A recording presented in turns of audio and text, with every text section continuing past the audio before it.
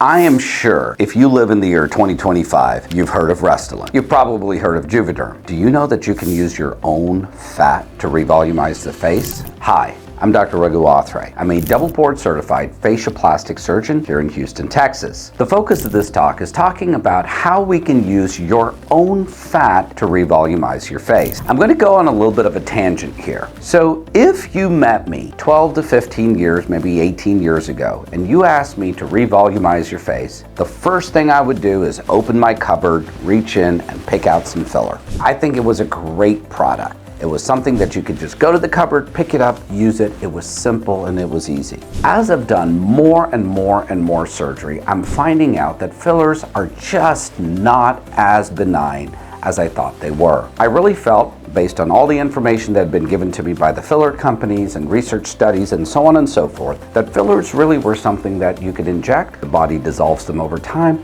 and you get back to baseline and then figure out what you're going to do. That time period could be anywhere from 6 months to 8 to 10 months, but you had this kind of process to it. However, as I have operated more and I've spoken to more patients, I'm recognizing that fillers just aren't as benign as I thought. So I've really transitioned the way that I think, the way that I act, and the way that I practice towards fat transfer. So what is fat transfer? First of all, fat transfer isn't something new. The earliest reported uses of fat transfer were in the early 1930s. Yes, I said that, 1930s.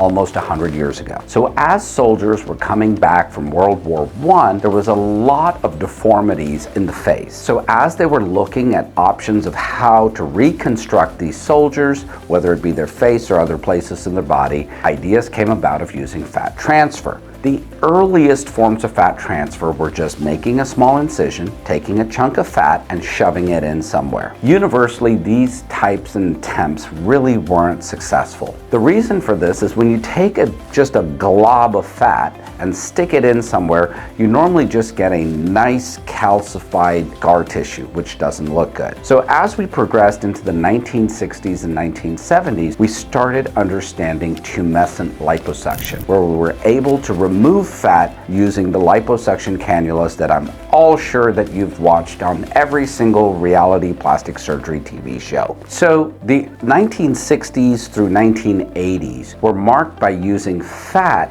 that was harvested from very big cannulas that were the same cannulas used for body liposuction. It was not until about 2000, 2005, somewhere in that vicinity, that there was a bunch of surgeons out in Belgium named Tennard and Verpalle that really enhanced what we know about facial fat transfer. The first thing that they figured out was that in order for facial fat transfer to look good, last long term, not have problems, you had to harvest the fat using really tiny cannulas. This pen is probably, I'd say, about 4 to 5 millimeters in diameter. And this is about the size of the cannula that is used for body fat transfer. The facial fat transfer harvesting cannula is about 1/3 of this size.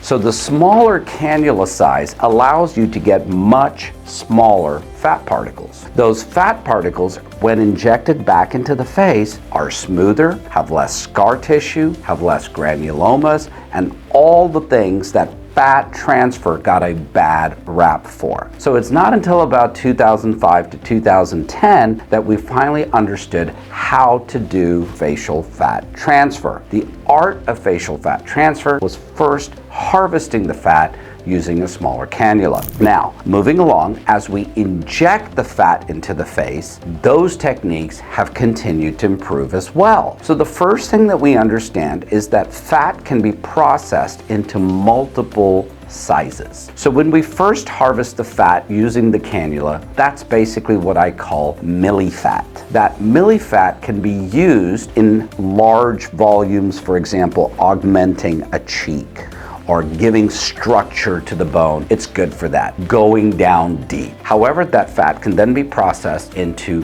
microfat. The microfat can be used in more superficial layers of the skin. So it can be used to augment things like tear trough, okay, and some of the softer contours of the face. The next fraction above that is nanofat, and this is where the fun stuff happens. Once you get to the nanofat fraction of fat, you also have stem cells within that mixture of stuff that you're injecting. Those stem cells are really important for the regenerative function of the fat. So therefore, when you inject stem cells into the skin or into the deep dermal layers of the skin, you can actually see increased collagen synthesis, increased elastin synthesis, and better quality skin. So now, if we take this from a holistic perspective, we're not only just increasing the volume and filling the voids and revolumizing the face, but now we've added in this whole regenerative section, which is really enhancing the overall outcome. This is something fillers just can't do. Fillers may be able to revolumize, but they don't have the regenerative potential. Now you understand the power of fat and why I have switched my philosophy over from being a filler kind of a dude to a fat transfer guy. Now, during this philosophy transfer, not only do I believe in fat transfer for revolumization, I'm such an ardent believer in this that every facelift I do basically includes fat transfer. Why? Why are we doing a facelift? We're doing a facelift for facial aging, and facial aging contributes to two categories. One, laxity of the tissues. Two,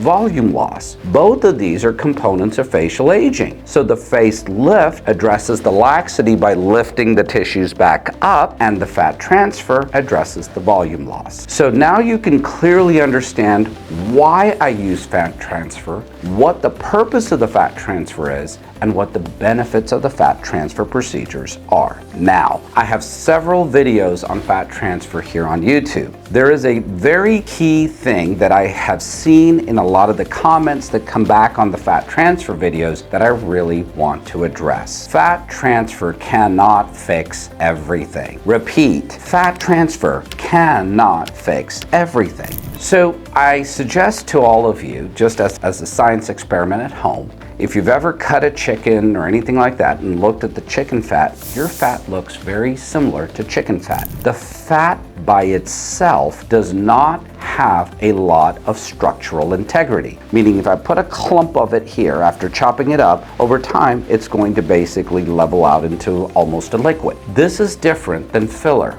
If I squirted filler on the table, it will sit here like a pile of goop. It has the structural rigidity to hold itself together. So, why is this important? Right now, with the pervasiveness of fillers in the market, many patients have had filler treatments many times. So if, for example, you're one of these patients that have had a ton of filler treatments and you like the very firm look to the tissues with your fillers, that look is not possible with fat. Fat cannot give you that firm look. This is exactly the look I'm trying to avoid with the fat. I like a softer look. I like a more natural look. So many times I get questions, for example, can I just put fat in my lips? Yeah, you can. However, if you like the overfilled, really overtly voluptuous lips, if that is your aesthetic, you will never achieve that with fat. There isn't enough fat to truly put in there to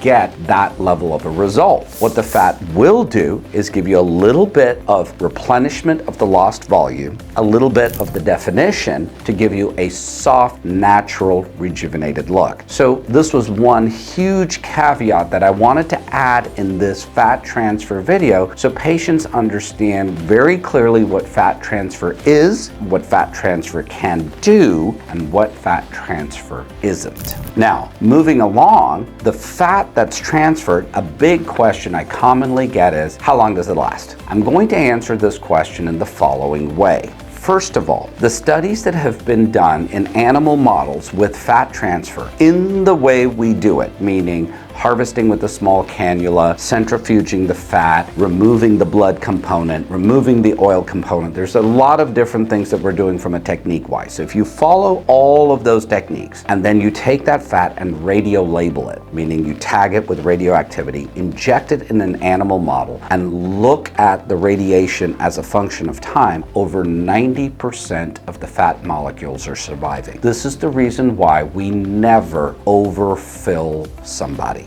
Okay, so for example, if hypothetically I think a patient needs 2 cc's of filling, I am going to fill 2 cc's. I am not going to fill 3 cc's thinking that a portion of that fat is going to die. Because if hypothetically all of that fat lives, that patient will be overfilled and there's not a whole lot I can do about it. So the next question that comes about is, why does my face look deflated after fat transfer? So one of the things that you need to recognize with fat transfer is as follows. A, once you first inject the fat in there, there is an initial time period of fat correction plus inflammation. Following the inflammatory phase, the inflammation goes away, leaving just the fat. Patients at this point will suddenly go, oh my God, all my fat went away. Fat didn't go away. They got used to the inflated feeling of the inflammation. Once that phase also goes and there's long-term regeneration, there will be enhanced collagen, enhanced elastin, which gets them back up to the space that they were. So this is a very common misconception, and patients in this portion of their healing journey will frequently go, oh my God, all my fat went away. The fat didn't go away. Based on scientific studies, over 90% of the fat survives. So I think that a key critical component in the understanding of fat is, number one, don't overfill, because if you overfill, there isn't something that I can do to take it all out. Number two, part of the journey of the fat transfer journey involves filling, feeling like it's super puffy, feeling like you lost all of it, and then leveling out to a normal volume. So I hope this video has really helped people understand what is fat transfer, kind of some of the pros and cons of fat transfer, and why I personally have shifted my philosophy into fat transfer as opposed to fillers. I hope you found this content interesting. I hope you learned something from it. It's always our goal to make sure that people learn from our videos. If you did find this content interesting, please hit the subscribe button. It basically tells us things that you're interested about so that we can make more great content just like this. Finally, thank you so much for watching. I'm Dr. Raghu Autre, Autre Facial Plastics, Houston, Texas.